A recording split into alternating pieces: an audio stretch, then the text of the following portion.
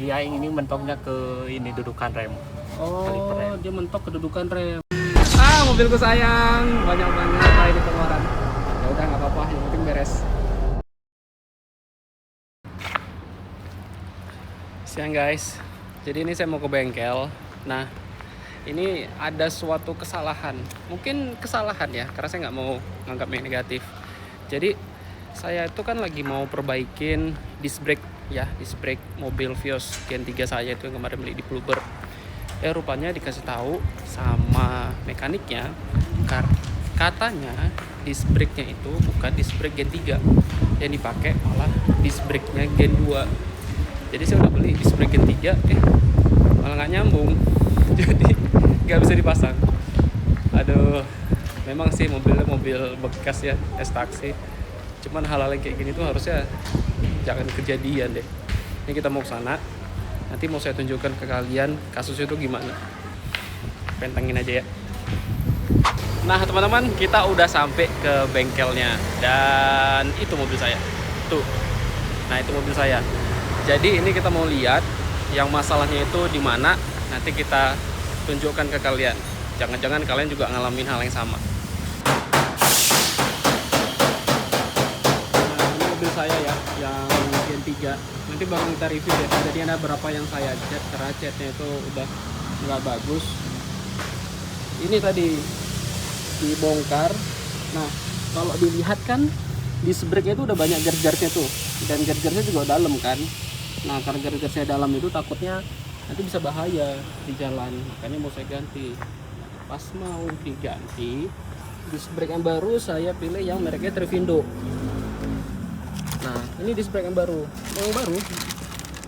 Nah cuman rupanya disc brake yang baru itu kelebihan beberapa mili segini lah kira-kira. Nah ini kita mau ngukur seberapa sih presisinya, berapa mili, karena nanti mau saya balikkan. Jadi ada dua opsinya. Yang pertama mungkin saya ganti dengan disc brake yang lebih presisinya lebih cocok, atau opsi yang kedua itu saya ganti dudukannya. Cuman kalau misalnya saya ganti dudukannya ribut sebentar.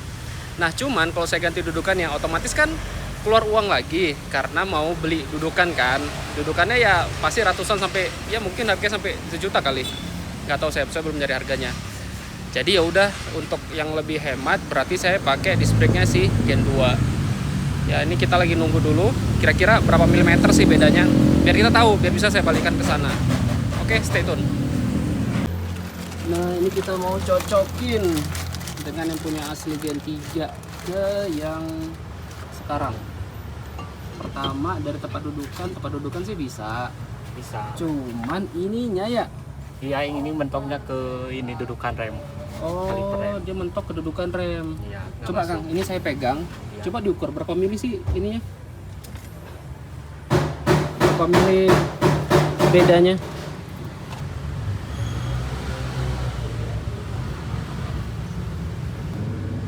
Segitu ya. Iya, segini. Itu berapa? 5. 53. 53. Kalau ini Kira-kira bedanya ini di 6. Ini Oh, kan awalnya di itu 54, di 53. Heeh. Sedangkan yang ini di 6. 6 pas. Iya, 6 pas. Oh, jadi mobil Gen 3 saya itu pakai disc brake-nya Gen 2, ukuran itu 5,5, sedangkan yang di Gen 3 asli itu disc brake-nya 6,5.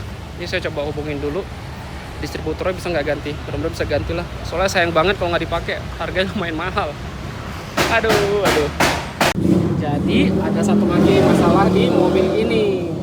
Pas dibuka, apa, kerak ya? Ngerak, olinya ngerak. Nih kata mas montirnya, ini ada keraknya parah, dan mobilnya harus di overhaul. Ya udah, jadi overhaul selama 1 minggu. Mobilku sayang, banyak banget lah ini pengeluaran. Ya udah nggak apa-apa, yang penting beres. Sampai jumpa minggu depan. Jadi guys, kelanjutannya gimana? Ya kelanjutannya yang pertama, disc brake-nya tuh memang harus saya ganti. Nggak ada solusi yang lain untuk solusi yang murahnya. Karena kalau nggak saya ganti, saya tuh harus ganti cakramnya juga. Kalau misalnya saya ganti dudukan cakramnya, ya lebih mahal lagi uang keluar. Jadi ini disknya udah saya bawa, nanti mau saya kirim lagi ke distributornya. Kemudian yang kedua, karena mobilnya mungkin mobil tua ya, jadi karena mobil tua, saya harus membersihkan si kerak-kerak olinya dan disarankan di overhaul, karena dalam kurun waktu 3 bulan itu olinya sudah habis sekitar 1 literan. Nah, karena jam terbang tinggi dan lain sebagainya, nggak mungkin nih saya biarin, daripada tengah jalan nanti rusak, ya udah saya overhaul. Otomatis mobil saya harus nginap lagi di bengkel kurang lebih 1 mingguan ya, demi keselamatan mobil juga.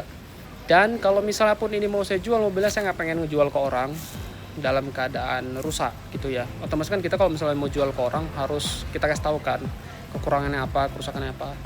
Kalau misalnya saya ngejual terus saya kasih tahu kerusakan ini, pasti orang nggak mau beli gitu. Ya udah, untuk keselamatan saya sendiri, dan kalau misalnya belum saya jual untuk orang lain juga agar lebih baik. Ya, ini anggaplah ini merupakan salah satu penyegaran mobilnya.